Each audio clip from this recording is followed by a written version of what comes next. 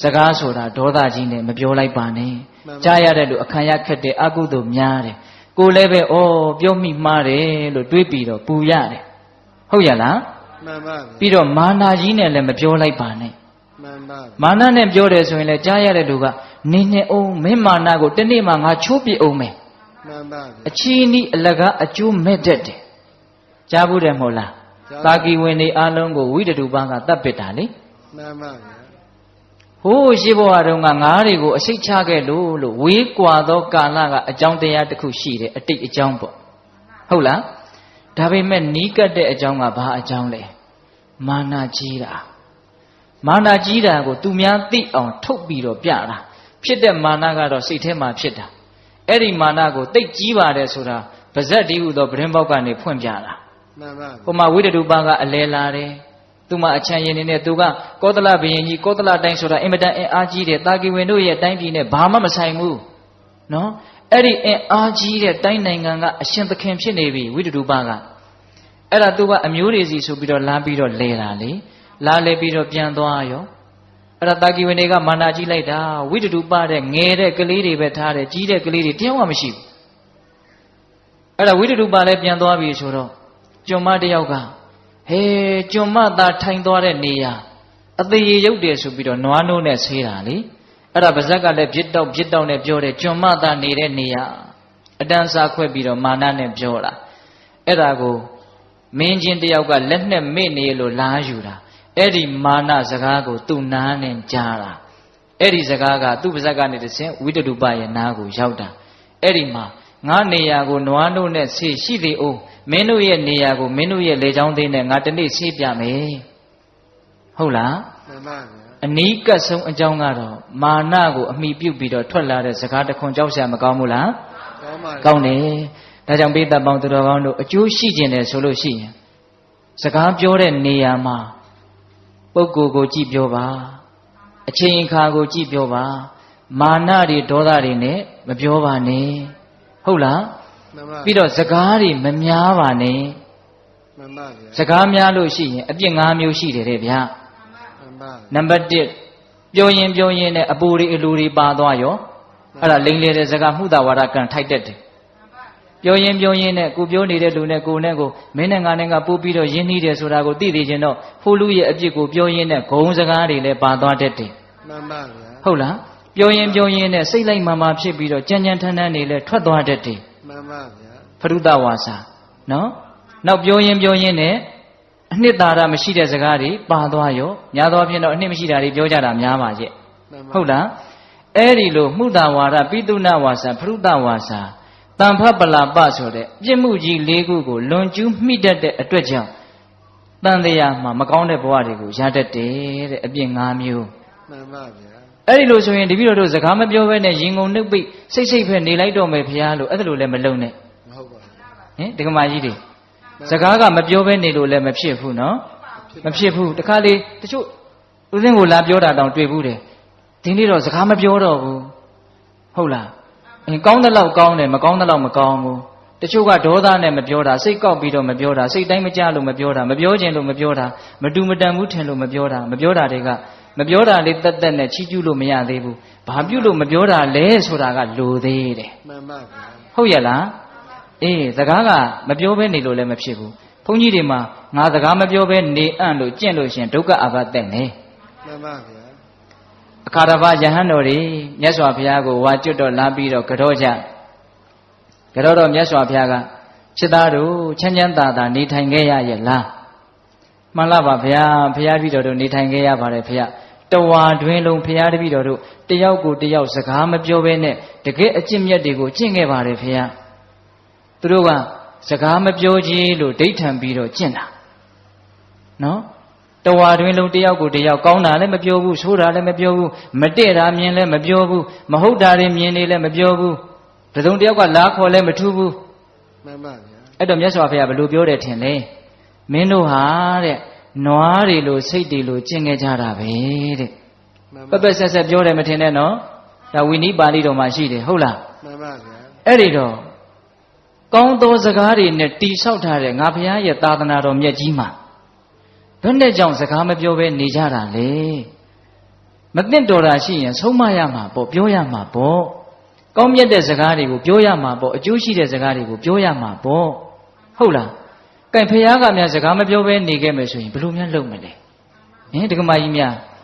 စကားဆိုတာမကောင်းတာပြောရင်ကြီးကျယ်တဲ့အပြစ်ရှိတယ်လို့ကောင်းတာပြောလို့ရှိရင်ကြီးကျယ်တဲ့အကျိုးရှိတယ်ဘယ်လောက်တန်ဖိုးရှိတယ်လို့ပြောလို့မရအောင်တန်ဖိုးရှိတယ်မှန်ပါဗျာဟုတ်ရဲ့လားမှန်ပါနောက်ဆုံးဦးဇင်းတို့နိဗ္ဗာန်ထိအောင်စကားကတွန်းအားပေးနိုင်တယ်မှန်ကန်တဲ့စကားအဓိပ္ပာယ်ရှိတဲ့စကားအကျိုးရှိတဲ့စကားပြောမယ်ဆိုလို့ရှိရင်ဒကမာကြီးများလည်းကြားဖို့ပါတယ်နော်သဗ္ဗဒါနံဓမ္မဒါနံဇိနာတိအလှူတကအလှူထဲမှာတရားအလှူအမြတ်ဆုံးတရားကိုဘယ်လိုလုပ်လှူရတာတော့ပါဇက်ကနေလှူရတာစကားအဖြစ်နဲ့လှူရတာဟုတ်လားဟုတ်တယ်နော်ဒကာကြီးများမှန်ပါဗျာအဲ့တော့စကားဆိုတာအင်မတန်ကောင်းတဲ့ဘက်ကကြည့်မယ်ဆိုလို့ရှိရင်အင်မတန်ကောင်းတယ်ဟုတ်လားဆိုးတဲ့ဘက်ကကြည့်မယ်ဆိုရင်ဆိုးတာလည်းအများကြီးဖြစ်နိုင်တယ်ဆိုကြပါစို့ပေတပေါင်းသူတော်ကောင်းတို့ဉာဏ်ပါပါလေးစဉ်းစားကြည့်ဖို့ပြောပြအောင်မယ်လောကမှာအကြီးမားဆုံးသောအပြစ်ဟာဘာလို့ကြားဘူးလဲဒါဥစဉ်လည်းနားရတာပေါ့ဗျာစဉ်းစားလိုက်ပါဦးမိစ္ဆာဒိဋ္ဌိမိစ္ဆာဒိဋ္ဌိမှာနိယတမိစ္ဆာဒိဋ္ဌိခိုင်မြဲတဲ့နိယတမိစ္ဆာဒိဋ္ဌိဆိုလို့ရှိရင်တော့အဝိဇ္ဇိကြတတ်တယ်အဝိဇ္ဇိကြတယ်နိယတဖြင့်ကြတတ်တယ်မဟုတ်ဘူးကြတယ်အမေတတ်အဖေတတ်လို့အဝိဇ္ဇိကြတဲ့လူကဒီကဘာပြက်လို့ရှိရင်လွတ်တယ်နိယတမိစ္ဆာဒိဋ္ဌိသမားများကတော့ဒီကဘာပြက်ရင်တခြားသောကဘာမှာရွှေ့ပြီးတော့ခံရတယ်လို့ဆိုတယ်အပြစ်တကအပြစ်ထဲမှာမှားယွင်းတဲ့အယူအဆကိုမှန်တယ်ထင်ပြီးတော့လက်သင့်ခံထားတဲ့မိစ္ဆာဒိဋ္ဌိဆိုတာအပြစ်အကြီးဆုံးပဲအဲ့ဒီမိစ္ဆာဒိဋ္ဌိဆိုတဲ့အကြီးမားဆုံးအပြစ်ဟာဘာကြောင့်ဖြစ်တယ်လဲလို့နည်းနည်းလေးလေ့လာကြည့်ရမိစ္ဆာဒိဋ္ဌိဖြစ်ခြင်းအကြောင်းတရား2ပါးရှိတယ်တဲ့ပရတောဂောတသူတစ်ပါးရဲ့နှုတ်ကနေပြီးတော့မှားယွင်းတဲ့သကားဆံတွေကြားရတယ်တဲ့သကားဆံကအင်္ဂါတစ်ချက်ဖြစ်တယ်နော်ကိုယ့်ရဲ့အတွင်းကနေပြီးတော့မှားယွင်းတဲ့နှလုံးသွင်းမှုအယောနိသောမနတိကာရဖြစ်တယ်တဲ့မှားတဲ့စကားသံနဲ့မှားတဲ့နှလုံးသွင်းမှုဒီနှစ်ခုပေါင်းမိရင်မိစ္ဆာဒိဋ္ဌိဖြစ်တယ်တဲ့ဟုတ်လားအပြစ်အကြီးဆုံးမိစ္ဆာဒိဋ္ဌိဖြစ်ဖို့အတွက်အကြောင်းတရားတစ်ခုသည်မှားယွင်းတဲ့စကားသံဖြစ်နေတယ်ဟုတ်လားဒါကြောင့်မှားယွင်းတဲ့အယူဆတွေကိုဖြန့်ချိတဲ့ပုဂ္ဂိုလ်တွေဟောပြောတဲ့ပုဂ္ဂိုလ်တွေဟာအင်မတန်အပြစ်ကြီးတယ်ဒါကြောင့်မြတ်စွာဘုရားကဘုရားလက်ထက်ကဟိုဒိဋ္ဌိဆရာကြီးတွေရှိတယ်ပုရဏကတ္တပဆိုတဲ့ဒိဋ္ဌိဆရာကြီးကိုမြတ်စွာဘုရားကဘယ်လိုပြောလဲဆိုတော့ပုရဏကတ္တပတိအဲ့ဒါလူထောင်မြုံကြီးပဲတဲ့ဘာကြီးတယ်တော့လူထောင်မြုံကြီးပါဗျာငါးတွေကိုထောင်တဲ့မြုံရှိတယ်နော်မြုံရဲ့သဘောတရားကဝင်လို့ရတယ်ထွက်လို့မရဘူးမြုံဆိုတာဘာလဲဝင်လို့ရတယ်ထွက်လို့မရဘူးအဲ့ဒီလိုပဲအယူဆမှားတွေဟာဆွဲလန်းသွားပြီဆိုရင်အဝင်သာရှိတယ်အထွက်အင်မတန်ခက်လိမ့်မယ်ဒါကြောင့်လူတွေကိုမကောင်းတဲ့နေရာကိုရောက်အောင်ဖြားယောင်းသွေးဆောင်ပြီးတော့ထောင်နဲ့လူထောင်မျိုးနဲ့အင်မတန်အပြစ်ကြီးတယ်မှန်ပါဆိုလိုတာကစကားသံတွေဟာမှားယွင်းပြီဆိုရင်အကြီးမားဆုံးအပြစ်ကိုတောင်ဖြစ်စေတတ်တယ်မှန်ပါဗျာဟုတ်ရဲ့လား gain အကောင်းဆုံးသောကုသိုလ်တရားတွေထဲမှာဘယ်ကုသိုလ်ဟာအကြီးဆုံးလဲလို့မေးရင်တော့မက်ကုသိုလ်ဟာအကြီးဆုံးပေါ့နော်အဲ့ဒီမက်ကုသိုလ်သည်တမ္မာဒိဋ္ဌိခေါင်းဆောင်တဲ့မက်ခင်ကိုပွားများမှမက်ကုသိုလ်ဆိုတာဖြစ်တာမဟုတ်လားအဲ့တော့တမ္မာဒိဋ္ဌိခေါင်းဆောင်တဲ့မက်ခင်၈ပါးဟာမှန်ကန်တဲ့အယူအဆခေါင်းဆောင်နေတဲ့မက်ခင်၈ပါးဟာအရေးမပါဘူးလားပါပါတယ်ဗျာကုသိုလ်တရားတွေထဲမှာတော့သစ္စာ၄ပါးကိုသိတဲ့အဆင့်မဲ့ဉဏ်နဲ့မဲ့ဉဏ်ကလွဲရင်အဲ့ဒီလောကီတမ္မာဒိဋ္ဌိဟာအဖို့တန်ဆုံးလို့ပြောလို့မရဘူးလားရတယ်အဲ့ဒီမှန်ကန်တဲ့အယူအဆတမ္မာဒိဋ္ဌိဖြစ်ဖို့အတွက်အကြောင်းတရား2မျိုးရှိတယ်တဲ့အဲ့ဒါဘာလဲဆိုတော့ပရတောဂောတဆိုတဲ့မှန်ကန်တဲ့အတန်ရယ်မှန်ကန်တဲ့စကားပေါ့နော်နောက်ပြီးတော့ယောနိသောမနတိကာရဆိုတဲ့နှလုံးသွင်းမှန်မှုရယ်ဒီနှစ်ခုပေါင်းမိရင်တမ္မာဒိဋ္ဌိဖြစ်တယ်အဲ့တော့စကားတွေဟာကောင်းတဲ့ဘက်ကကြည့်ရင်အင်မတန်ကောင်းပါလားဦးဇင်းတို့အခုတရားတော်ကိုပထမဦးဆုံးချီးကျူးတော့ဘယ်လိုချီးကျူးတာလဲသွဲခါတော်သူ့အခါတော်ကောင်းကောင်းမွန်မွန်မှန်မှန်ကန်ကန်ပြောထားတာလို့အဓိပ္ပာယ်ရတယ်မြတ်စွာဘုရားရဲ့စကားတော်တွေပေါ့ဟုတ်လား အဲ့တော့မြတ်စွာဘုရားရဲ့စကားတော်ဒီတရားတော်ဖြစ်တယ်သွက်ခါတဆိုတဲ့ဂုဏ်နဲ့ချီးမွမ်းတိုက်တယ်ကဲဘလောက်အဖို့တန်တော့အဲ့ဒီစကားတန်တွေကိုမိမိတို့ရဲ့နှုတ်ကနေဖွင့်ဟပြီးတော့ပြောနိုင်မယ်ဆိုရင်အင်မတန်ကြီးကျယ်တဲ့ကုသိုလ်ကောင်းမှုကိုပြုရာရောက်တယ်နိဗ္ဗာန်ကိုလှူရာရောက်တယ်နိဗ္ဗာန်ကိုမြန်မြန်ရနိုင်တယ်မကောင်းဘူးလားကောင်းတယ်ဒါကြောင့်စကားမပြောဘဲနေလို့ဘယ်ဖြစ်မှာလဲမကောင်းတာတွေမပြောရဘူးကောင်းတာဆိုရင်ပြောရမယ်ဒါပေမဲ့အချိန်အခါပုဂ္ဂိုလ်ကိုကြည့်ပြီးတော့ပြောရမယ်ဟုတ်ရဲ့လားအေးဒါကြောင့်ဦးဇင်းတို့တရားရဲ့ပထမပိုင်းဘယ်လိုစကားကိုဘယ်လိုပြောမှလဲဟုတ်လားဘယ်လိုစကားကိုဆိုတော့မှန်ကန်တဲ့စကားကိုအကျိုးရှိတဲ့စကားကိုဘယ်လိုပြောမှလဲဆိုတာကြတော့ချင့်ချိန်ပြီးတော့အချိန်ကာလကိုကြည့်ပြီးတော့မေတ္တာတရားနဲ့တိမ်တိမ်မွေ့မွေ့ပြောရမယ်ဟာဒါလေးကလည်းလူသေးတယ်ဗျာနော်အပြောမတတ်တော့ဆဲတယ်လို့ဆိုတာလည်းရှိသေးတာကိုဗျာနော်အေးပြောတတ်တယ်ဆိုတာကလည်းပဲလောကကြီးကိုချီးမြှောက်ခြင်းတစ်မျိုးပဲဗျလောကကြီးကိုချီးမြှောက်တဲ့သင်္ခါတရား၄မျိုးရှိတယ်လေဒါနာတဲ့ပိကန်းစွန့်ကျဲလှူဒန်းခြင်းဟာလောကကြီးကိုချီးမြှောက်တာဗျနော်ပြီးတော့ဗာလဲပေယဝိဇ္ဇတဲ့ချစ်ဖွယ်စကားပြောတာကိုယ်စကားကြောင့်သူများနားချမ်းသာသွားတယ်စိတ်ချမ်းသာသွားတယ်ပြုံးပြီးတော့ကြံရစ်တယ်သိကောင်းတာပဲအဲ့ဒါလောကကြီးကိုဘာလုပ်တာလဲချီးမြှောက်တာဗျပြီးတော့ဗာလဲသူများရဲ့အကျိုးစီးပွားကိုဆောင်ရွက်ပေးတာအတ္တစရိယဟုတ်လားကိုယ်အလုပ်လို့သဘောထားတာနော်သူများအလုပ်တွေကိုနော်ပြီးတော့ဗာလဲကိုယ်နဲ့ဒန်းတူထားတာတမာနတ္တတာဟုတ်လားဘယ်သူမှအဆင်တမ်းမခွဲခြားဘူးအလုံးလူသားတွေအတူတူထားတာအဲ့ဒီတော့ချစ်ဖွယ်စကားဆိုတာလည်းအရေးမကြီးဘူးလားအရေးကြီးတယ်နော်အဲ့တော့နူးညံ့တဲ့စကားကိုမေတ္တာလေးနဲ့ပြောရမယ်ဟုတ်လားဒါကြောင့်ပေးသက်ပေါင်းသူတော်ကောင်းတို့စကားဘယ်လိုပြောမှလဲဆိုတာနဲ့ပတ်သက်ပြီးတော့ဦးဇင်းတို့ပြောမယ်ဆိုရင်ဒီနေ့တညလုံးပြောသွားလို့ရတယ်နော်ဒီတရားတစ်ပုဒ်အတွင်းမှာသို့တော့ဘယ်လိုစကားကိုဘယ်လိုနားထောင်ကြမလဲဆိုတဲ့အပိုင်းကလေးကိုလည်းပြောဖို့ကြံနေသေးတဲ့အတွက်ကြောင့်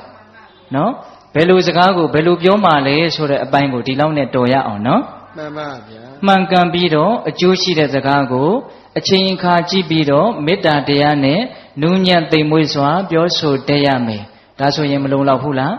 လုံလောက်ပြီဟုတ်လားဓာတ်ထက်ပူပြီးတော့ပေးသက်ပေါင်းသူတော်ကောင်းတို့ကကြိုးစားခြင်းတယ်ဆိုရင်တော့သစ္စာ၄ပါးနဲ့ဆက်တဲ့စကားတွေကိုပြောတဲ့သစ္စာတန်ရုပ်မှာပြောထားတယ်ဒါလေးနည်းနည်းလေးပြောအောင်မယ်ချစ်သားတို့တဲ့ဒီပြင်စကားတွေမပြောနဲ့ပြောခြင်းတယ်ဆိုရင်သစ္စာနဲ့ဆက်တဲ့စကားကိုပြောပါတဲ့မြတ်စွာဘုရားကသစ္စာ၄ပါးနဲ့ဆက်တဲ့စကားပြောတတ်ဖို့တော့လိုတယ်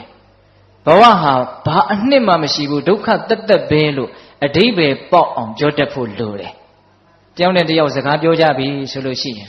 ဩဘဝဟာအနှစ်မရှိပါဘူးအချီးနှီးပါပဲ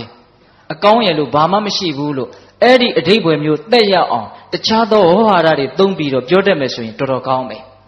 ဟောကိုကဓာတ်ရိုက်ကြီးပြောမယ်ဆိုရင်ကိုကိုတရားဟောနေတယ်လို့သူများကထင်းကုန်ပါလေတရားဟောတဲ့အခြေအနေမျိုးမှာတော့တရားလို့ဟောပေါ့ဟုတ်လားဒါပေမဲ့တငယ်ချင်းချင်းစကားပြောတယ်ဟာလူငယ်တွေနဲ့စကားပြောတယ်ဆိုရင်အဲ့ဒီအဓိပ္ပာယ်လေးတက်ရအောင်ပြောတတ်ဖို့လိုတယ်ဒါဒုက္ခသစ္စာဟေးလောဘကြီးရင်တော့ဒုက္ခကြီးတာပဲဒီအဓိပ္ပာယ်လေးကိုတက်ရအောင်ပြောတတ်ရမယ်ပြောလဲပြောရမယ်ဒါလောကကြီးရဲ့အမှန်တရားဒီအမှန်တရားကိုကြွေးကြော်ရင်းရမယ်လူချင်းနေသမျှတော့ဆင်းရဲနေမှာပဲလို့ဒါပြောကိုပြောရမယ်ဒါမှန်တယ်နော်တခါကြီးများမှန်ပါဗျာလောဘတစ်ချက်သားရှိရင်ဆင်းရဲတစ်ချက်သားရှိတယ်ဆင်းရဲမှုအလုံးကိုဘယ်သူမှပေးတာမဟုတ်ဘူးလောဘကပေးတာမှန်ပါအဲ့ဒီအဓိပ္ပာယ်မျိုးသိရအောင်ပြောတတ်မယ်ဆိုရင်တော်တော်တာပဲနော်တခါကြီးများအေးလောဘချုပ်ခြင်းသည်ဒုက္ခချုပ်တယ်လို့တတိယနိရောဓသစ္စာကိုပြောတတ်ရမယ်လောကကြီးမှာတကယ်ငြိမ်းချမ်းတယ်ဆိုတာကလူကျင်မှုချုပ်မှဖြစ်တာပါကွာဟုတ်လားပြောတတ်ရမယ်နော်လူကျင်မှုကိုပရိအုပ်နိုင်မှဒေါသဒုက္ခဆိုတဲ့အရှိန်ကြီးကလည်းရက်တန့်သွားတာလူကျင်မှုကိုမရက်တန့်နိုင်သေးသည်မြဒုက္ခဆိုတာကိုလည်းရက်တန့်လို့ရမှာမဟုတ်အဲ့တော့နိရောဓသစ္စာကိုလည်းပဲလောကီလိုလေးပြောနေတာနော်ဒကမာကြီးများအေးနောက်စတုထသစ္စာဩတကယ်ချမ်းသာခြင်းရင်တော့ဖရာရဲ့တရားကလွဲလို့တခြားနည်းလမ်းမရှိဘူးဒီအဓိပ္ပာယ်မျိုးပြောတတ်ရမယ်မဂ္ဂသစ္စာကိုမြတ်စွာဘုရားကတိတိကျကျဘယ်လိုဟောတာလဲဒုက္ခនិရောဓဂာမိနိပฏิပဒါအရိယသစ္စာ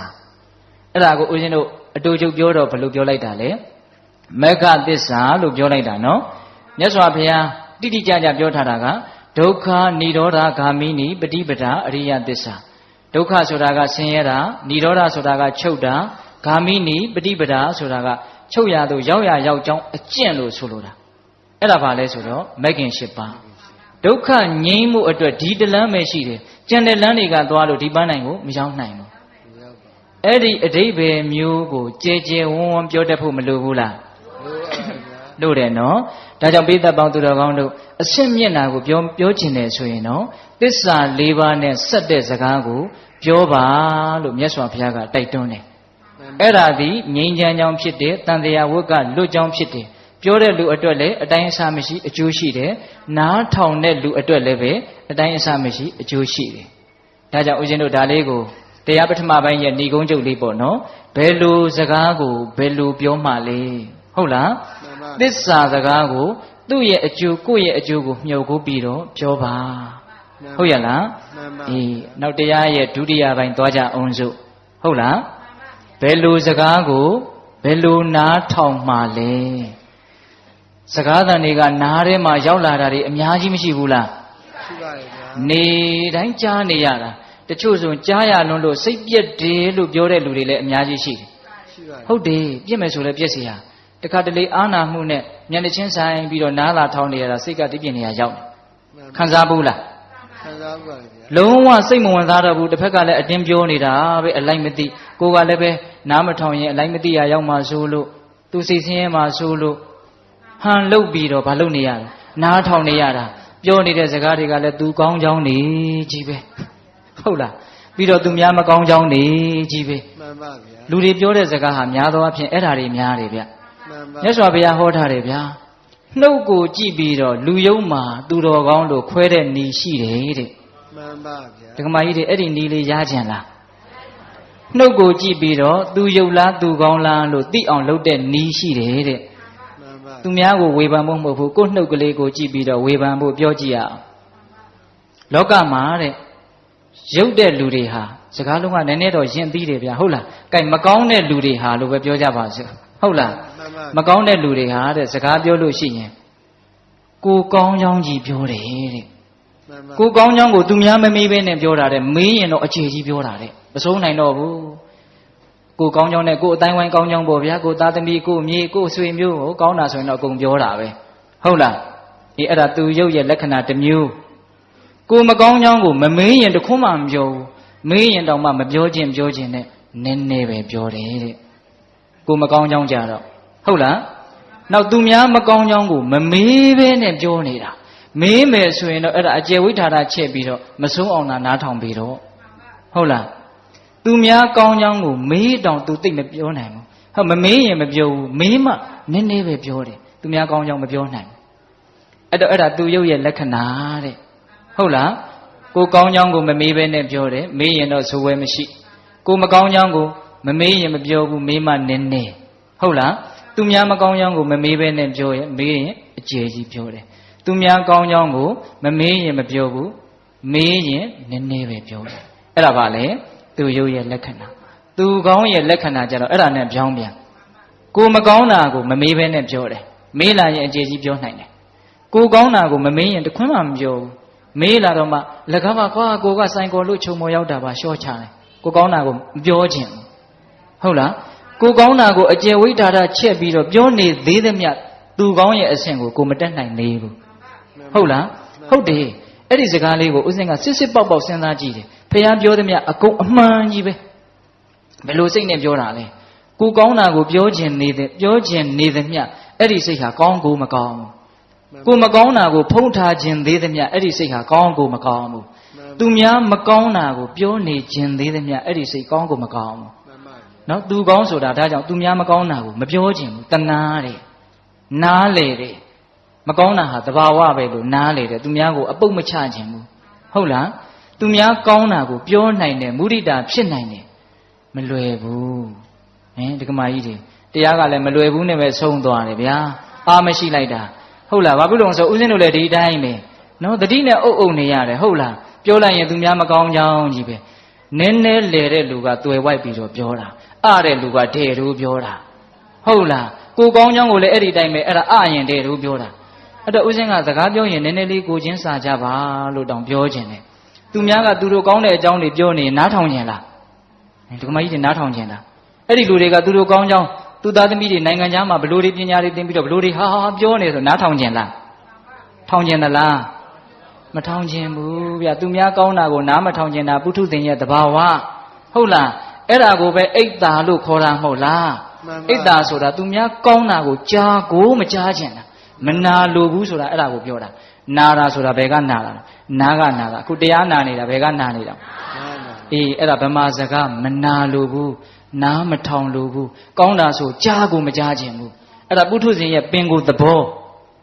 အဲ့တော့ကိုကောင်းတာကိုသူများသွားပြောရင်အဲ့ဒါမုံစည်းစားတော့တာပဲသူများမုံအောင်လုပ်တာနော်ဒါကြောင့်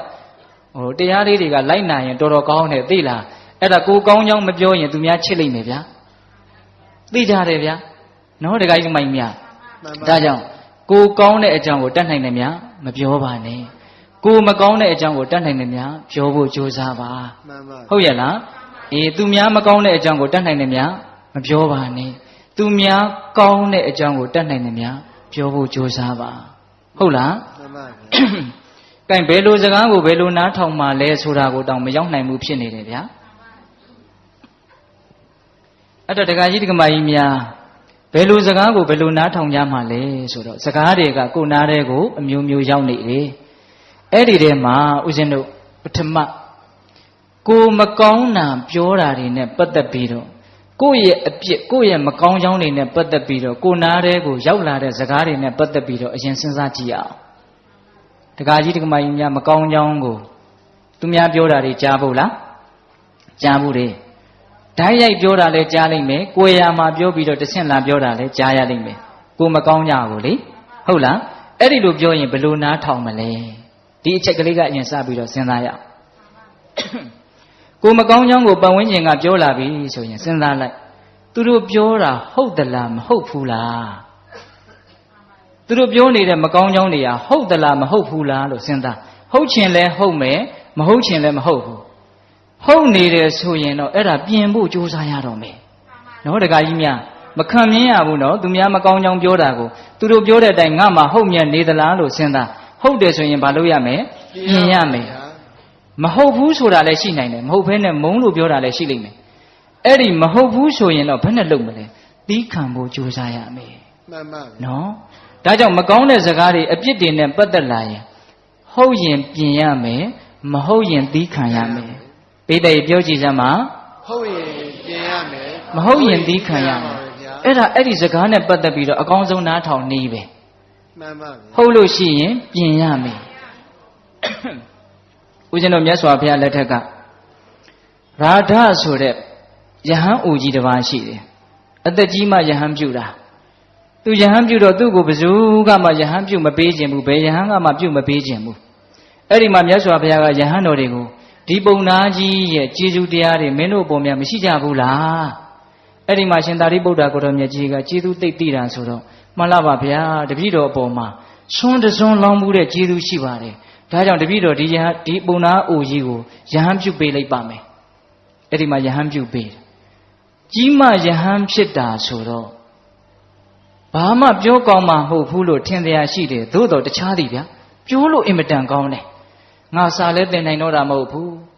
ငါကိုမသိတော်တာတွေကိုပြောသမျှငါအကုန်ပြင်မယ်ဟိုယဟန်ကဒီလိုပြောရင်ဒီလိုပြင်လိုက်တယ်ပြောသမျှအကုန်ပြင်တာအဲ့ဒါရက်ပိုင်းအတွင်းအဲ့ဒီရာဓယဟန်ကြီးဟာယဟန်နာဖြစ်တယ်မှန်ပါဗျာသူမဟုတ်တာတွေကိုပြောတာနော်ယဟန်ကြီးဒီလိုမဝင်းနဲ့ဒီလိုမပြောနဲ့ဓာတ်ရိုက်ပြောတာနော်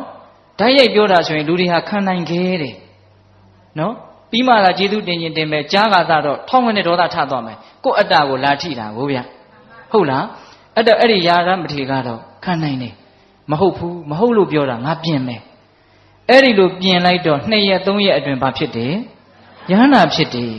အဲ့ဒီမှာမြတ်စွာဘုရားကဂါထာလေးတစ်ပုဒ်ဟောတယ်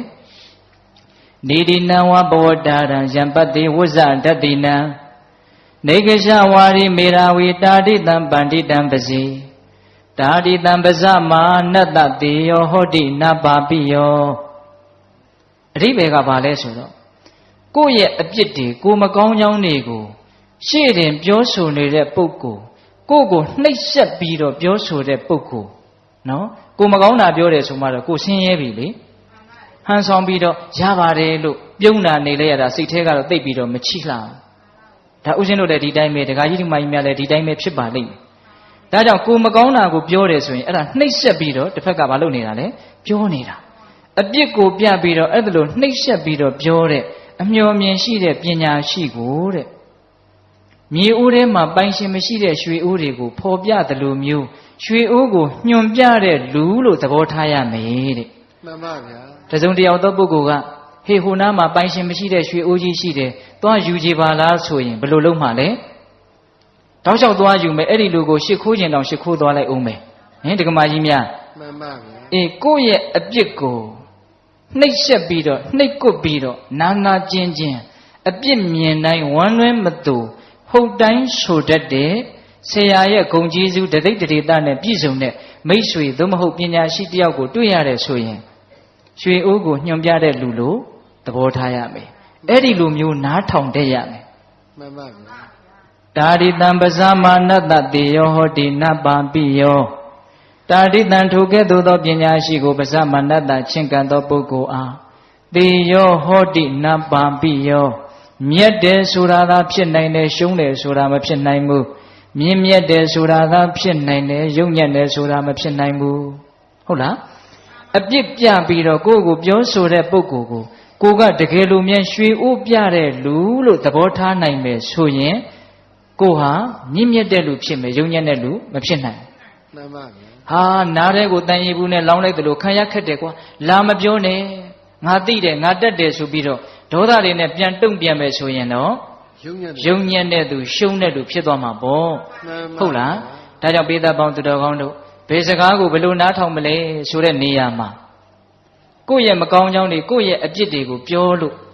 ဟုတ်လာပြီဆိုရင်တော့ပြင်မဲ့စိတ်နဲ့နားထောင်ရမယ်တနည်းအားဖြင့်တော့ကျေးဇူးတင်လိုက်တာဒီလူကိုရွှေဥပြတဲ့လူလို့သဘောထားရမယ်ဒါမှတိုးတက်မှာဗျမှန်ပါဟုတ်လားကိုယ့်ရဲ့မကောင်းကွက်ကိုထောက်ပြတဲ့လူတကယ်လို့များလေတခါကြီးဒီမိုင်များပွဲလန်းတပင်သွားကနီးမှာကိုယ့်မျက်နှာပေါ်မှာအညစ်အကြေးကြီးတစ်ခုပေးနေတယ်ဆိုကြပါစို့ကိုကတတိမေးလျော်လို့မှန်မကြည့်ခဲ့ရလို့တစုံတစ်ခုသောအကြောင်းကြောင့်အဲ့ဒါကိုမသိဘူးလို့ဆိုကြပါစို့အဲ့ဒါကိုတယောက်ကဟေးမင်းမျက်နှာပေါ်မှာလေအညစ်အကြေးတွေသိတဲ့အဲ့ဒီလူကိုကျေးဇူးတင်ပါလားကျေးဇူးတင်ပါဗောဗျ तू မပြောလို့ရှိရင်ဟိုလူပုံညာတဲ့ရောက်တော့ကိုမလှတာကြီးရွာလေပြသလိုဖြစ်နေပြီဟုတ်လားအေးကိုယ့်ရဲ့အပြစ်ဟုတ်တာကိုပြောတဲ့လူကိုမုန်းလို့ပဲပြောချစ်လို့ပဲပြောကျေးဇူးတင်ကိုတင်တဲ့တယ်တချို့လည်းပဲမုန်းလို့ပြောတာပါကိုကောင်းစေခြင်းလို့ပြောတာမဟုတ်ဘူးမုန်းလို့ကိုအပြစ်မရှိအပြစ်ရှာပြောနေတာဒါကြီးအဲ့ဒီအပြစ်ကလည်းတကယ်ရှိနေတတ်တယ်တကယ်ရှိရင်တော့ပြင်ရမယ်ဟုတ်လားကဲတကယ်မရှိဘဲနဲ့ပြောလာရင်ဘယ်လိုလုပ်ရမလဲသိခံရမယ်ဘာတတ်နိုင်မှာလဲသူတို့ရဲ့နှုတ်ကိုလိုက်ပိတ်လို့မှမရပဲကိုဟုတ်လားမှန်ပါဗျာမဟုတ်ရင်တော့အပြစ်တွေပြောတာကိုသိခံရမယ်ဦးဇင်းတို့မြတ်စွာဘုရားလက်ထက်ကကွန်ဒဒါနမတိဆိုတာရှိတယ်သူ့ရဲ့မူရင်းနာမည်ကတော့ဒါနဒါပေမဲ့ရှေ့ကကွန်ဒလို့ထည့်ထားတယ်မိမကျူးသူတဲ့ဟောယဟန်တစ်ပါးရဲ့ဘွဲ့ရှိမှာအဲ့ဒါကြီးထည့်ထားတာစိတ်ပြည့်စရာကြီးဘာဖြစ်လို့အဲ့ဒါလိုအထည့်ခံရတယ်ဆိုတော့သူသွားလေရာမှာအရွယ်ရှိတဲ့မိန်းမတယောက်ကတကောက်ကောက်လိုက်နေတယ်လို့ဘေးလူတွေရဲ့မျက်စိမှာမြင်ရတယ်တဲ့တကယ်မလိုက်ဘူးတကယ်လည်းမရှိဘူးအဲ့ဒီမိန်းမပုံကသို့တော့ဘေးကကြည့်တဲ့လူရဲ့မျက်စိထဲမှာအဲ့ဒါလိုကိုမြင်နေရတာဘယ်သူမှသူ့ကိုမယုံဘူးဆွန်းလောင်းမဲ့လူလည်းမရှိဘူးနော်သူ့မှာအင်မတန်ချွတ်တဲ့အဲ့ဒါလိုကြီးဖြစ်တာဒါရှိတော့ကသူကယဟန်တစ်ပါးကိုတကယ်ချစ်ကြတာဟုတ်ရဲ့လားတကယ်မေတ္တာရှိကြတာဟုတ်ရဲ့လားလို့စမ်းတဲ့အနေနဲ့ရုပ်ကစိုးနဲ့ဖြစ်တုန်းကမိမပုံတရံဖန်ဆင်းပြီးတော့ယဟန်တစ်ပါးကိုတန်တရားဖြစ်အောင်လုပ်ခဲ့လို့ဒါဥစဉ်အကျေမပြောဘူးနော်အဲ့ဒါဥစဉ်တို့မြတ်စွာဘုရားလက်ထက်ရောက်တော့ယဟန်လာဖြစ်တယ်အဲ့ဒါဝိဘတ်ရုပ်ပေါ့နော်မိမပုံတပုံကသူ့နောက်ကိုလိုက်နေတာဆွန့်ခံသွားလဲပါနေတာအဲ့ဒါကိုကောသလမင်းကြီးကနောက်တော့သိတဲ့အခါကျတော့ဒီယဟန်ဘယ်လိုလဲမသိဘူးစုံစမ်းလာကျောင်းပေါ်လောက်တော့အဲ့ဒီယဟန်ကကျောင်းပေါ်တက်သွားတယ်ကောသလမင်းကြီးကနောက်ကလိုက်သွားတယ်အဲ့ဒီမိန်းကလေးကလည်းလိုက်သွားတာပဲ ကျောင်းပေါ်ရောက်တော့အဲ့ဒီမိန်းကလေးကမရှိအဲ့ဒီယဟန်ပြန်ဆင်းသွားတော့မိန်းကလေးကပါသွားတာပဲအဲ့ဒီတော့မှဒါအကြောင်းတစ်ခုခုကြောင့်ရှိမယ်လို့ကောသလမင်းကြီးသဘောပေါက်မြတ်စွာဘုရားကိုရှောက်မြတ်စွာဘုရားကအကျိုးအကြောင်းပြောပြအတိတ်အကြောင်းကိုပြောပြတော့အရှင်ဘုရားဒီလိုဆိုရင်အရှင်ဘုရားကိုဘယ်သူကကြည်ညိုမှာလဲတပည့်တော်ဆွန်းကွန်းဝေယဝိဆပစ္စည်းလေးပါးဒါယကခံတယ်ဆိုပြီးတော့နောက်တော့ယဟန္တာဖြစ်တယ်အဲ့ဒီမထေကိုအကြောင်းပြုပြီးတော့ပြောတဲ့စကားလေးတော်တော်မှတ်သားစရာကောင်းတယ်အဲ့ဒီယဟန်ကအဲ့ဒါလိုမိမပုံရိပ်ကနောက်ကလိုက်နေတာဆိုတော့ယဟန်တွေကသူ့ကိုတကယ်လဲအမြင်ကတ်တယ်ပြောင်းလဲပြောင်းခြင်းတယ်အဲ့ဒါလိုပြောကြတော့ဆိုကြတော့သူ့ကိုနှိပ်စက်ပြီးတော့ပြောကြတော့သူကလည်းနောက်တော့ပြန်ဆဲတယ်ပြန်ပြီးတော့ကြမ်းကြမ်းထန်ထန်ပြောတယ်အဲ့ဒါနဲ့ယဟန်နေနဲ့သူ့ရဲ့ရံပွဲဟာမကြာခဏဖြစ်တယ်အဲ့ဒီမှာမြတ်စွာဘုရားကနောက်တော့မြတ်စွာဘုရားရဲ့နားတော်ပေါက်ကြားတော့အဲ့ဒီယဟန်တော်ကိုခေါ်ပြီးတော့ချက်သားဘာပြုလို့ကြမ်းထမ်းတဲ့စကားတွေပြောတာကိုကြမ်းထမ်းတဲ့စကားတွေနဲ့ပြန်တုံ့ပြန်ရတယ်လေမတုံ့ပြန်နဲ့ဒါဟာမင်းရဲ့အတိတ်ဘဝကမကောင်းတဲ့ကံကြောင့်ဖြစ်ပေါ်လာတာမင်းမှာတကယ်တမ်းအဲ့ဒီအပြစ်ကရှိနေတာမဟုတ်ဘူးမိမနောက်ကလိုက်နေတယ်ဆိုတဲ့အပြစ်တကယ်ရှိတာမဟုတ်ဘူးအဲ့ဒီမရှိတဲ့အပြစ်ကိုဘေးကပြောနေတာကိုမင်းသိခံလိုက်ပါအဲ့ဒီမှာမြတ်စွာဘုရားကဘယ်လိုဥပမာလေးနဲ့ပြောတာလဲဆိုတော့အနာပြက်နေတဲ့ကြီးခွက်လိုမင်းကျင့်ရမယ်တဲ့ဒါလေးကိုပြောချင်တာဥစဉ်ကသိလားဘယ်လိုကျင့်ရမလဲအနာပြက်နေတဲ့ကြီးခွက်ပါဗျာအနာပြက်နေတဲ့ကြီးခွက်တဲ့အနာပြက်နေတဲ့လက်ကွင်းတဲ့ဆိုကြပါစို့ဥစဉ်တို့တောတွေမှာတော့ရှိသေးတယ်အခုတခါကြီးတို့ဒီမှာတော့တချို့သိပ်မရှိတော့ဘူးကြီးပလားလေးတွေရှိတယ်လေကြီးပလားနဲ့ရေတောက်လို့ရှိရင်အန္တရာယ်ကင်းတယ်လို့ယောဂကင်းတယ်လို့ယူဆရှိတယ်လေဥစဉ်တို့ငယ်ငယ်တုန်းကဆိုရင်အဲ့ဒီကြီးပလားလေးကိုလက်ဖွားပေါ်တင်အဖေတို့အမေတို့မရှိတဲ့အခါမှာဒန်းဆိုခောက်လိုက်ရင်အတန်လေးကတော်တော်နဲ့မတိတ်တော့အဲ့ဒါလေးကိုခဏတိုင်းခောက်ခောက်ကြည့်အဲ့ဒီကြီးပလားလေးကလွတ်ကြလို့မြတ်အနာကပြက်ပြီးတော့ကွဲသွားပြီဆိုရင်ဒန်းလို့ခောက်လိုက်ရင်ဒန်းလို့အတန်ဆွဲပြီးတော့မမြည်တော့ဘူး that's ပြီးသွားအတန်ကရေရှည်မလာတော့အဲ့တော့အနာပြက်တဲ့ကြီးခွက်လို့ကျင့်ရမယ်ဆိုတာအဲ့ဒါပြောတာတစုံတယောက်ကပြောလိုက်လို့စိတ်ကတူလိုက်တယ်ကဲခဏတော့တူလိုက်ပေါ့တူပြီးတော်တော့အဲ့ဒါကိုပြန်စဉ်းစားပြီးတော့ညလည်းမပြီးနိုင်နောက်နေ့လည်းမပြီးနိုင်နောက်လလည်းမပြီးနိုင်အိုးကြီးပလားလက်နဲ့တောက်လိုက်တယ်လို့ဒန်းဆိုတဲ့အတန်ကအမြင်ကိုမပြတ်တော့ဘူးဟင်ဒကမာကြီးတွေစိတ်ထဲမှာအဲ့ဒါလို့အမြင်မပြတ်တဲ့ဒေါသခံစားချက်တွေရှိလားရှိတာပေါ့ဥစဉ်တို့လည်းရှိတာပေါ့ဟုတ်လားဘလို့ဖြစ်နေတာတော့ကြီးပလားကလက်လက်ဆက်ဆက်ကြီးကိုဗျဟုတ်လားအနာမပြတ်သေးဘူးဒဏ်ရာတောင်မရသေးဘူးဟုတ်လားမြတ်စွာဘုရားကဘလို့ကျင့်ရမှာတဲ့တော့အနာပြက်နေတဲ့ကြီးပလားလို့ကျင့်ရမေးတဲ့တစုံတယောက်ကကိုယ့်ကိုထိထိခိုက်ခိုက်မဟုတ်ဖဲနဲ့လာပြောလာရင်ပုထုဇဉ်တဘာဝစိတ်တော်တူမှာပေါ့သို့တော့အဲ့ဒါကြီးကိုတာရှည်ကြီးတူမနေနဲ့ဘာအကျိုးရှိလို့လဲဟိုလူကပြောပြီးလို့မေ့သွားပြီကိုကဒီမှာအသစ်ရှိနေအသစ်ဖြစ်နေတယ်ဟုတ်လားအေးဒါကြောင့်မြတ်စွာဘုရားကပေးထက်လိုက်တာနော်ဥပမာကိုဟုတ်လားဒါကြောင့်ကိုယ့်ရဲ့အပြစ်တွေမကောင်းတာတွေကိုပြောလို့မဟုတ်ဘဲနဲ့ပြောတယ်ဆိုလို့ရှိရင်အနာပြက်တဲ့ကြီးခွက်ကြီးနော်သွားတဲ့ကြီးဟိုအစဉ်တို့ရှင်းတော့ကငွေတင်းကားတွေပါလေရှိတယ်ငွေစစ်သလားကောင်းသလားလို့သိရင်တောက်ကြည့်လိုက်တယ်ဟုတ်လားတကယ်လို့အဲ့ဒီမှာအက်တွေအထက်ထဲမှာအနာစာရှိနေရင်အဲ့ဒီငွေတင်းကားကအတန်မကောင်းတော့ဘူးအဲ့ဒါကိုငွေတယ်လို့ခေါ်တယ်အခုလည်းပဲကြီးအတန်တာရှည်မမြည်ဘူးဒါကြောင့်စိတ်ထဲမှာဒေါသတန်တွေအကြာကြီးမြည်မနေနဲ့ဒါပြောတာနော်မဟုတ်ရင်သီးခံလိုက်ပါမြတ်စွာဘုရားတောင်သီးခံရတာဗျတတန်တရားလုံးကပါရမီတွေအပြည့်ဖြည့်ခဲ့ပါတယ်ဆိုတော့ပါရမီရှင်ကြီးတောင်မှသီးခံရတာဗျဟိုမာဂန္ဒီဆိုတဲ့မိန်းမတယောက်နဲ့တွေ့တာကြားဘူးတယ်မဟုတ်လားအေးသူ့အဖေကလည်းမာဂန္ဒီသူ့အမေကလည်းမာဂန္ဒီသမီးအချောသမီးအလှဟာဘုရားကလည်းတပ်ပယ်လိုက်တာဒီလောက်ချောလှတဲ့ယောက်ျားမမြင်ဘူးဆိုပြီးတော့ဒီဇလန်းကြီးမပြောတော့ပါဘူးဗျာဟုတ်လားသမီးထိုးအပ်တာလေအဲ့ဒီမှာမြတ်စွာဘုရားကဒီ32ခုထာသာအငြိအကျေးစုဝေးကိုငါခြိတောင်းနဲ့တောင်မတို့ခြင်းဘူးလို့အမေအဖေတရားသူရမဲ့အရေးကိုရှေ့ရှုပြီးတော့အဲ့ဒါလိုပြောလိုက်တာအဲ့ဒါကိုမာဂန္ဒီရန်ညိုးဖွဲ့တယ်ငါတနေ့ဘာဖြစ်မလဲမသိနိုင်ငါရဲ့ရုပ်အဆင်းကအင်မတန်တင့်နေတယ်သူထင်တဲ့အတိုင်းပဲမိဖုရားကြီးဖြစ်တယ်ဥဒ္ဒေနာမင်းရဲ့မိဖုရားဖြစ်တယ်နော်ကောတံဘီပြည့်ရှင်ရဲ့မိဖုရားခေါင်ဖြစ်တယ်ဖြစ်တော့အဲ့ဒီမျိုးကိုဘုရားလည်းကြွသွားပြီဆိုတော့မိစ္ဆာဒိဋ္ဌိအယူရှိတဲ့သေတောက်ကျူးတွေကိုပတ်စံပေးပြီးတော့ခိုင်းတာဘုရားကိုဆဲခိုင်းတာ ဆဲတာမှအမျိုးမျိုးပက်ပက်ဆက်ဆက်ဆဲတာဆဲတော့ရှင်အာနန္ဒာကမြတ်စွာဘုရားကိုလျှောက်တယ်အရှင်ဘုရားကိုတံဘီကလူတွေဟာသိရိုင်းတာပဲတဲ့ဒီလိုနေရာမျိုးသာသနာမပြုသင့်ဘူးမနေသင့်ဘူးတပည့်တော်တို့တနေရာပြောင်းကြပါစို့စိတ္တအာနန္ဒာအဲ့ဒီမင်းပြောင်းတဲ့နေရာကတော့ဒီလိုဆဲမယ်ဆိုရင်ဘယ်လိုဆက်လုပ်မလဲတဲ့နောက်ထပ်မဆဲတဲ့တနေရာပြောင်းမယ်ဖေ။အဲ့ဒီနေရာကဆဲရင်ကောနောက်ထပ်တနေရာဖေ။မင်းဟန်ကထွက်ပြေးနေတဲ့နီလန်းကြီးပဲတဲ့။ဟုတ်လား။မြတ်စွာဘုရားကဖြစ်လာတဲ့ပြဿနာကိုဒီနာတင်ပြေးလေအောင်ရှင်းရတယ်တဲ့။ချီးမွမ်းတာပဲဖြစ်ဖြစ်ကဲ့ရဲ့တာပဲဖြစ်ဖြစ်9ရက်အပြင်မနေဘူးတဲ့။ဒါဘုရားကိုယ်တိုင်ဟောတာနော်။ဗမာစကားပုံမှန်တယ်နော်။ချီးမွမ်း9ရက်ကဲ့ရဲ့9ရက်ပြောပါစေအပြစ်တွေပြောပါစေ။သူတို့မောတော့ရက်သွားလိမ့်မယ်။ဟုတ်လားသူတို့ပြောတာကိုကမခံခြင်းဖြစ်နေမှသူတို့ကအဲ့ဒါအရသာရှိပြီးတော့ဆက်ပြောနေမှာဗျာမခံခြင်းတဲ့ကလေးဆိုပို့စတယ်မဟုတ်လားဒီကမာကြီးများအေးအဲ့ဒါလိုမျိုးနော်အဲ့ဒီမှာမြတ်စွာဘုရားကယဟန်တော်တွေကိုဟောတာအာနာကိုဝသင်္ကမေသာပတောပတိတံတရံအတိဝါကျံတိတိခတံဒုတ်တိလောဟိဘဟုတ်ဇနောစိတ္တအာနန္ဒာတဲ့စစ်ပွဲမှာဆင်နွှဲနေတဲ့စစ်စင်ကြီးဟာ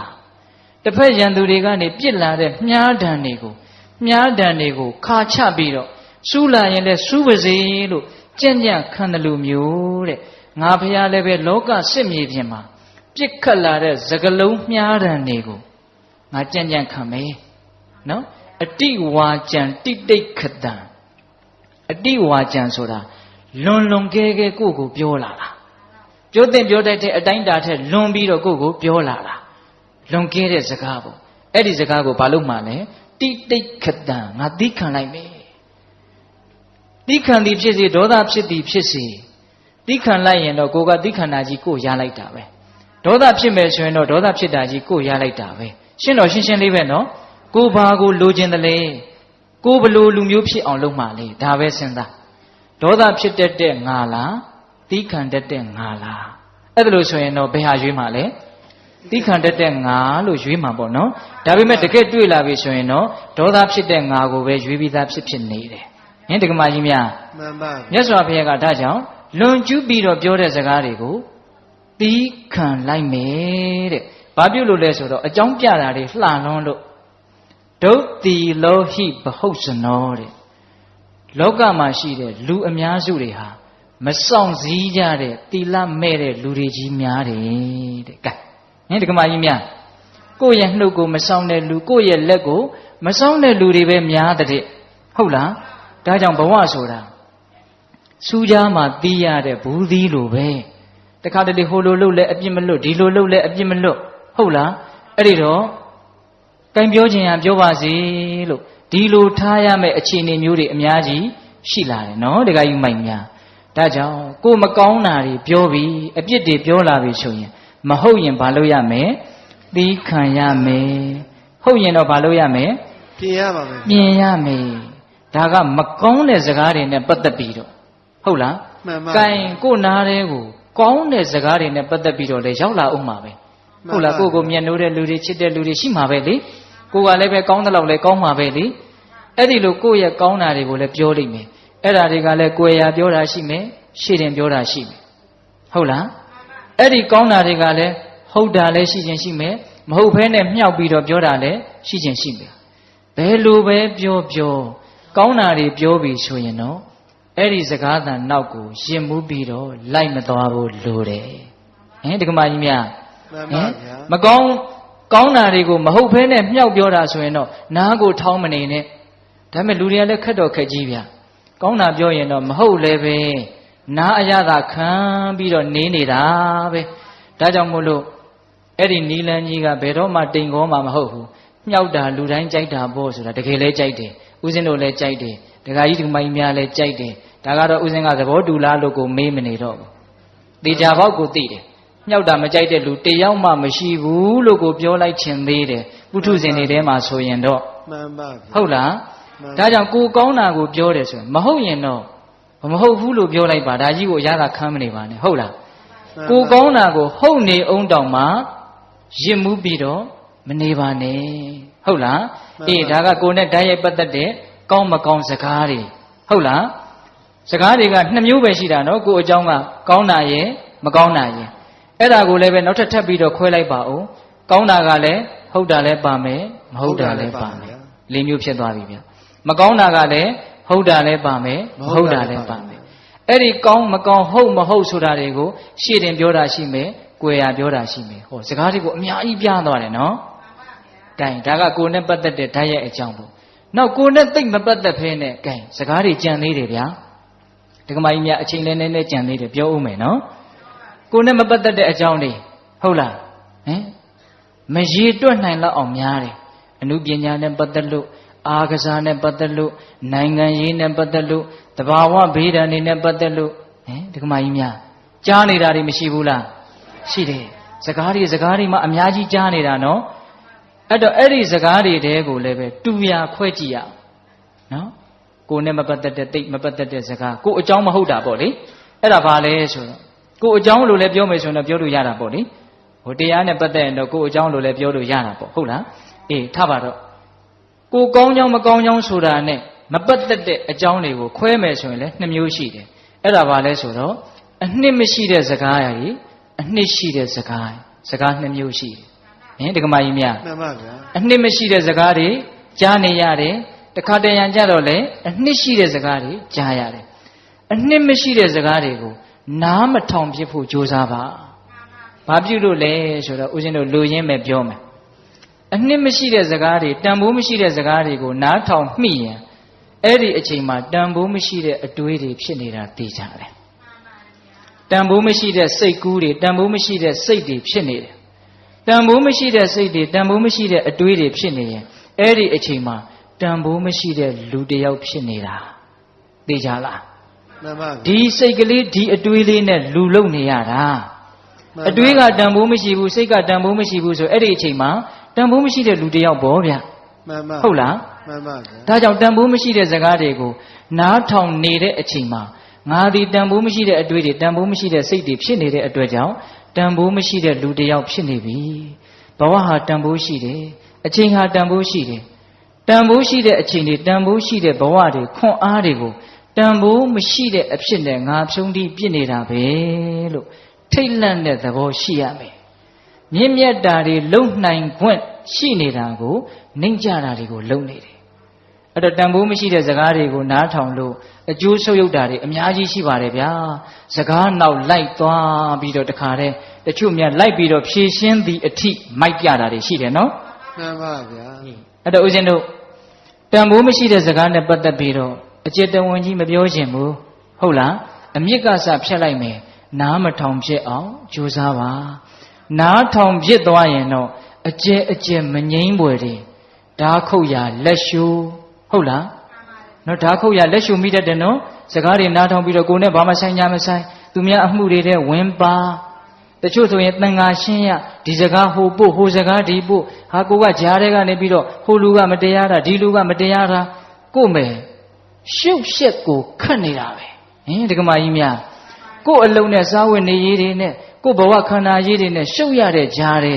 ဒီအနှစ်မရှိတဲ့စကားတွေကိုဖြည့်ရှင်းနေရတဲ့အရှုပ်တွေကထပ်ပြီးတော့များနေသေးတယ်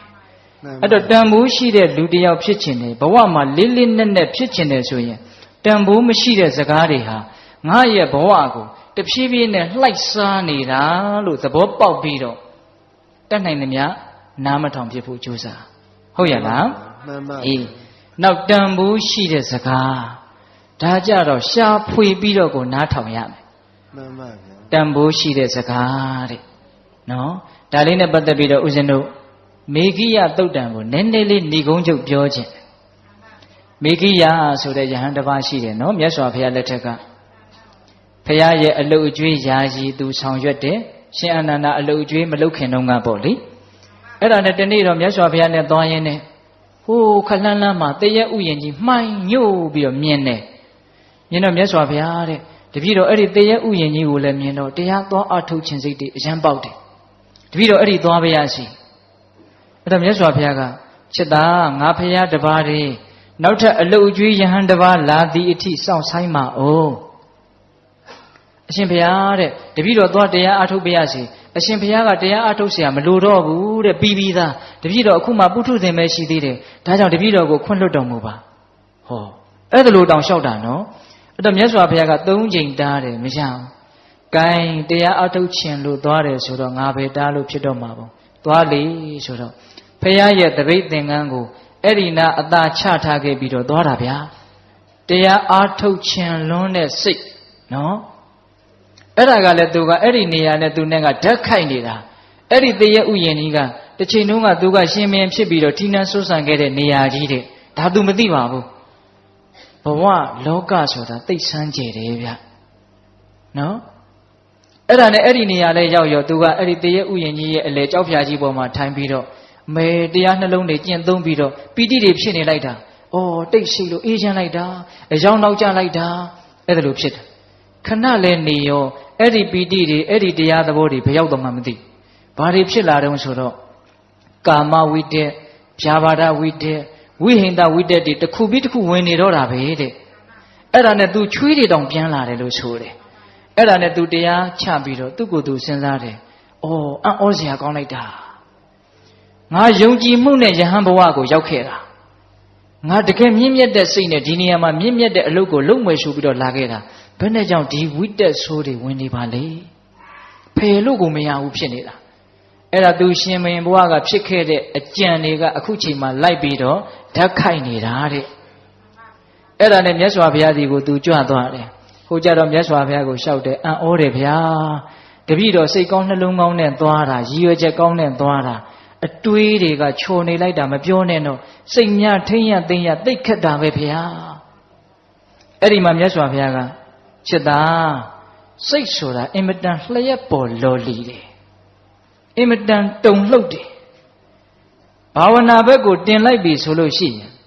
ရေထဲမှာနေကြငါးကိုကုန်းပေါ်မှာပြစ်တင်လိုက်တော့တစ်ဖြက်ဖြက်တုန်လှုပ်တယ်လို့မျိုးပဲတဲ့ကာမအာယုန်တွေထဲမှာအမြဲနေခဲ့တဲ့စိတ်ကိုစိတ်ငြိမ်ရာတိတ်ဆိတ်ရာလဲတင်လိုက်ရောလုံးဝအိမ်ဒီမရဘူးဖြစ်သွားတယ်တဲ့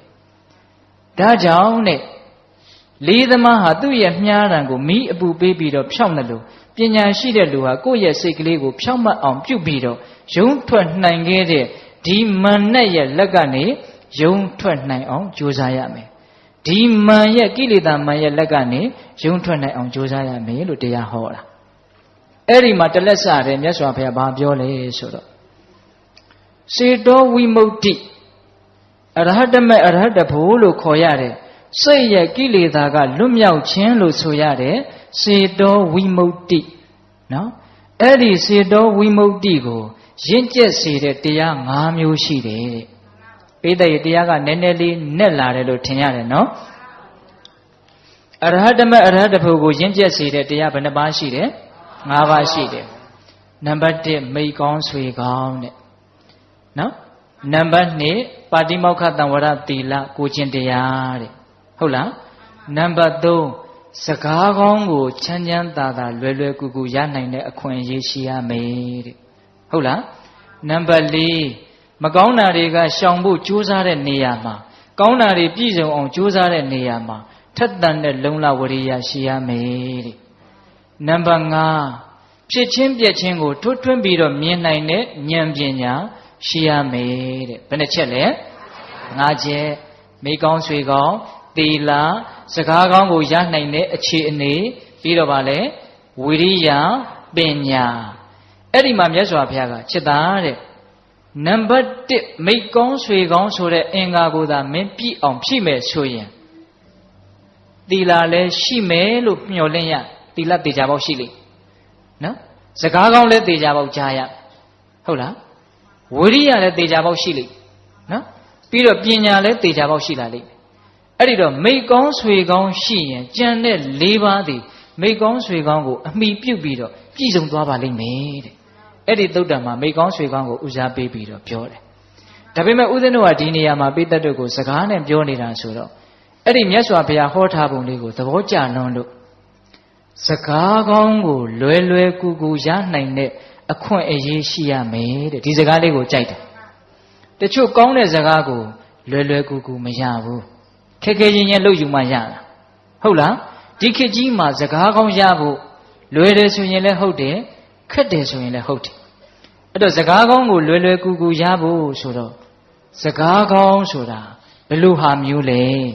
အဲ့ဒီမှာမြတ်စွာဘုရားကစကားကောင်းကို10မျိုးလောက်ပြောထားတယ်ပိဋကရေလေးလေးနက်နက်နားထောင်နော်စေတဝိမု ക്തി ကိုရင့်ကျက်စေတဲ့အင်္ဂါတရက်ဟုတ်ရဲ့လားအဲ့တော့စကားကောင်းကြားနိုင်တဲ့အခွင့်အရေးအဲ့ဒီစကားကောင်းက10မျိုးဟုတ်ရဲ့လားနံပါတ်1အပိစ္ဆကထာပြောကြည့်စမ်းပါဗျာအပိစ္ဆကထာအလိုနဲမှုနဲ့ဆက်ရှင်တဲ့စကားတဲ့နော်ပြောလိုက်တဲ့စကားကြားလိုက်ရတဲ့စကားကအလိုနဲမှုနဲ့ဆက်ရှင်တဲ့စကားလောဘနေတဲ့စကားနော်ဦးဇင်းထက်ရှင်းမပြဘူးနော်ပေးတဲ့တို့ဉာဏ်ရှိတယ်နော်ဟာဟိုဟာရခြင်းဒီဟာရခြင်းဟေးကောင်မရေးဈေးထဲမှာဘာအစ်စ်ပေါ်နေပြန်ပြီတဲ့အဲ့ဒါအလိုနဲသေးတဲ့စကားလားအဲ့ဒါဘာစကားတော့အလိုကြီးစေတဲ့စကားသေချာပေါက်ဒုက္ခရောက်တော့မယ်အဲ့ဒါကိုယ့်ကိုမီးလာရှို့တဲ့လူလို့မှတ်လေဟုတ်လားဓမ္မကြီးများဟေးညီးကိုဘယ်သူကဘလို့ပြောနေတာအဲ့ဒါအလိုနဲစေတဲ့စကားလားမဟုတ်ဘူးဒေါသဖြစ်စေတဲ့စကားဟုတ်လားအဲ့တော့နံပါတ်1အပိစ္ဆကထာအလိုနဲစေတဲ့စကားနံပါတ်2တွတ်တွတ်လေးသွားအောင်ဗျာအချိန်သိမ့်မရှိတော့ဘူးဟုတ်လားနံပါတ်2တန်တုဋ္ဌိကထာရောင်ရဲမှုနဲ့ဆက်တဲ့စကားတဲ့ဟုတ်လားဒါရလည်းအာမရနိုင်ဟိုဟာရလည်းအာမရနိုင်တခါတည်းရကျင်မှုတွေရဲ့ဆန္ဒတွေကိုပဲလိုက်ဖြည့်ဆည်းနေရတာနဲ့အဖို့တန်တဲ့အလုပ်တွေကိုလုပ်ဖို့အချိန်တွေကကုန်သွားရောနော်ဒါကြောင့်တန်တုဋ္ဌိကထာရောင်ရဲမှုနဲ့ဆက်တဲ့စကားကိုကြားကိုကြားတဲ့ဒီခေတ်ကြီးမှာသိမ့်မရှိဘူးနော်တိုးတက်အောင်လုပ်ရမယ်တိုးတက်အောင်လုပ်ရမယ်လို့ကြွေးကြော်ပြီးတော့အတင်းပဲတိုးတက်ခိုင်းနေတာဒီကလူရှာထွက်နေတာသူတို့သိကိုမသိဘူးဟင်ဒကမာကြီးများသေသေးချာချာစဉ်းစားနော်မြတ်စွာဘုရားရဲ့သာသနာတော်က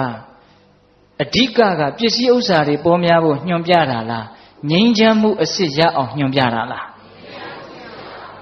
အေးတစ်ချိန်တည်းပဲစီးပွားဥစ္စာကိုလည်းဘယ်လိုတရားပေါင်းအတွင်းကရှာရတယ်ဆိုတာကိုလည်းမပြောဘူးမဟုတ်ပါဘူးပြောပါတယ်သို့တော့တကယ်လိုရင်းကပါလေ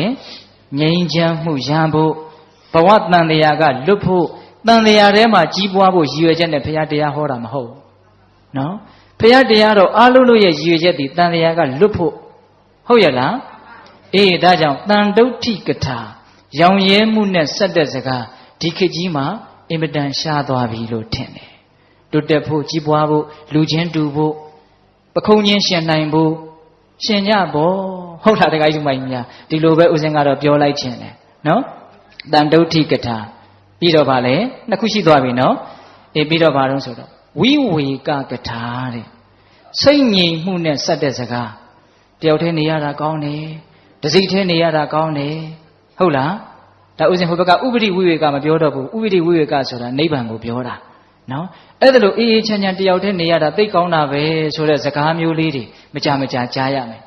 အများနဲ့နေရတာသိဆင်းရဲတာပဲဆိုတာမျိုးကြားရမယ်နော်တာရာရဏေဝိဟဉ္ဉန္တိပေါင်းတင်ဆက်ဆံရတာအင်မတန်ပင်ပန်းနေလက်ခံလာဒကမာကြီးများအပေါင်းအသင်းတစ်ယောက်ရှိရင်တစ်ယောက်စာပင်ပန်းတယ်နှစ်ယောက်ရှိရင်နှစ်ယောက်စာပင်ပန်းတယ်ဟုတ်ရဲ့လားမိတ်ကောင်းဆွေကောင်းဆိုတာကအဓိပ္ပာယ်တစ်မျိုးနော်ဒကာကြီးမိုက်များအေးတာရာရဏေဝိဟဉ္ဉန္တိဒါကြောင့်ဝိဝေကကထာစိတ်ငြိမ်မှုနဲ့ဆက်သက်တကားနောက်အတန်တက္ကကထာမယောနှောမှုနဲ့ဆက်တဲ့စကားတဲ့လူရှုပ်ရှုပ်ရှိတဲ့နေရာဆိုသိသွားချင်တာပဲဟုတ်လားအဲ့ဒါအတန်တက္ကကထာဖြစ်နိုင်မှာမလားမဖြစ်နိုင်ဘူးဟိုနားလည်းငါပါလိုက်ချင်တယ်ဒီနားလည်းငါပါလိုက်ချင်တယ်ပွဲလန်းတစ်ခုခုလို့ငါ့ကိုမဖိတ်ဘူးဆိုရင်စိတ်ထဲမှာမခံစားနိုင်ဘူးအဲ့ဒါဘာဖြစ်တာယောနှောချင်တာဆက်ရှက်ချင်တာတရားနဲ့ဝေးတယ်ဆိုတဲ့လက္ခဏာဟုတ်လားတရားဆိုတာမရောရရင်ပြီးရောအဲ့ဒီသဘောမျိုးသဘောပေါက်တယ်နော်အတန်တက္ကကထာယောနှောဆက်ရှင်မှုမရှိတဲ့စကားနော်ပြီးတော့ဗာလဲဝိရိယရမ္ပကထာအကုသိုလ်တွေပယ်ဖို့ကုသိုလ်တွေပြည့်စုံဖို့ကြိုးစားမှုနဲ့ဆက်တဲ့စကားဘယ်နှခွန်းရှိသွားပြီတော့၅ခွန်းရှိသွားပြီပြန်ပြောမယ်မှတ်မိအောင်အပိစ္ဆကထာအလိုနဲမှုနဲ့ဆက်တဲ့စကားအတန်တုဋ္ဌိကထာရောင်ရဲမှုနဲ့ဆက်တဲ့စကားပြီးတော့ဝိဝေကကထာစိတ်ငြိမ်မှုနဲ့ဆက်တဲ့စကားအတန်တက္ကကထာမယောနှောမှုနဲ့ဆက်တဲ့စကားဝိရိယဓမ္မကထာလုံလဝရိယနဲ့ဆက်ရှင်တဲ့စကားနောက်၅ပါးကသီလကထာသမာဓိကထာကြားဘူးတယ်နော် သီလကထာသမာဓိကထာပညာကထာသီလသမာဓိပညာဝိမု ക്തി ကထာဝိမု ക്തി ညာဏဒသနကထာဝိမု ക്തി ဆိုတာမဲ့ဉာဏ်ကိုပြောတာဝိမု ക്തി ညာဏဒသနဆိုတာပိစဝေခဏဉာဏ်ကိုပြောတာမဲ့ဉာဏ်ဖူဉာဏ်ရပြီးတော့ကိုရတဲ့မဲ့ဉာဏ်ဖူဉာဏ်ကိုဆင်ញင်နေဟုတ်လားပြီးတော့ကုံတဲ့ကိလေသာကြံတဲ့ကိလေသာတွေကိုဆင်ញင်နေအဲ့လိုပေါ့နော်အဲ့ဒါပိစဝေခဏဉာဏ်ပေါ့နော်အေးအဲ့ဒီလိုသီလသမာဓိပညာဝိမု ക്തി ဝိမု ക്തി ညာဏဒသနဆိုတဲ့ကထာ၅ပါးနဲ့စောစောကကထာ၅ပါးပေါင်းလိုက်တော့စကား10ခွန်း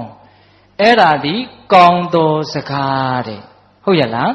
မှန်ပါဗျာအဲ့ဒီလိုစကားကောင်းကိုလွယ်လွယ်ကူကူချမ်းချမ်းသာသာရနိုင်တဲ့အခွင့်အရေးရှိရမယ်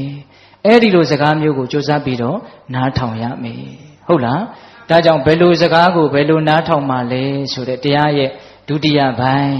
အချိန်ကစေ့သွားပြီတနာရီခွဲကို2မိနစ်တောင်ကျော်သွားပြီနော်ဒီတရားကမမျှော်လင့်မဲနဲ့ရှည်သွားတယ်ပေးသက်ကလည်းစိတ်ဝင်စားတဲ့အမူအရာတွေအပြည့်ပြလို့နဲ့ဒူပါရဲ့ဟင်းဒီကမာကြီးများဟုတ်လားဒီဒါကြောင့်ဒီကနေ့တရားရဲ့နောက်ပိုင်းဗါတဲ့လေဘယ်လိုစကားကိုဘယ်လိုနားထောင်မှလဲအပြစ်ပြောလာတယ်ဆိုရင်တော့ဟုတ်ရင်ပြင်လိုက်ပါမဟုတ်ရင်သီးခံပါကောင်းတာတွေပြောမယ်ဆိုရင်တော့မဟုတ်ရင်တားမြစ်လိုက်ပါဟုတ်တယ်ဆိုရင်တော့ရင်မှုမနေပါနဲ့ဟုတ်လားအနှစ်မရှိတဲ့စကားတွေဆိုရင်တော့ကြိုးစားပြီးတော့နားမထောင်ပါနဲ့ဟုတ်လားအဖို့တန်တဲ့အချိန်လေးကုန်သွားလို့ဟုတ်လားအနှစ်ရှိတဲ့စကားဆိုရင်တော့လွယ်လွယ်ကူကူရအောင်ဖန်တီးပါအနှစ်ရှိတဲ့စကားတွေဘာတွေလဲဆိုတာဦးဇင်းတို့ပြောပြီးပါပြီဟုတ်လားဆက်ပြောမယ်ဆိုရင်လည်းပြောလို့ရသေးတယ်ဟုတ်လားသို့တော့ဦးဇင်းတို့ရဲ့တရားအတိုင်းခုဟောခဲ့ပြီနော်မှန်သောစကားကောင်းသောစကားပင်ဖြစ်စေကမူစကားတွေကိုသဘောကျတဲ့လူပင်ဖြစ်စေကမူအရှိလေးမြဲမပြောဆိုရတဲ့အများကြီးတောင်ရှိသွားပြီတရားကကိုတရားကိုမလိုက်နာတယ်လို့ဖြစ်နေတယ်ဟင်ဒီကမာကြီးများတဏှာကြီးပဲဟောမလို့ဟာအခု3မိနစ်ကျော်သွားပြီနော်အေးဒါကြောင့်ဒကာကြီးဒီကမာကြီးများဒီကနေ့တရားကဘာတဲ့တော့စကားတို့ဤအစွမ်းတဲ့ကောင်းနိုင်စွမ်းဆိုးနိုင်စွမ်းအကြီးအကျယ်ရှိနေတဲ့ဒီစကားတွေကိုဘယ်လိုပြောမှလဲဘယ်လိုနားထောင်မှလဲဆိုတာနဲ့ပတ်သက်ပြီးတော့ပေးတတ်တို့ကိုဦးဇင်းတို့ပြောပြပါပြီဟုတ်လားဒါကြောင့်အကျိုးရှိအောင်ပြောနိုင်ကြပါစေအကျိုးရှိအောင်နားထောင်တတ်ကြပါစေဟုတ်ရလားအေးဦးဇင်းတို့9မိနစ်ခန့်မြတရားနှလုံးကျင့်သုံးပြီးတော့မေတ္တာပို့ပြီးတော့ဆုံးသတ်မယ်နော်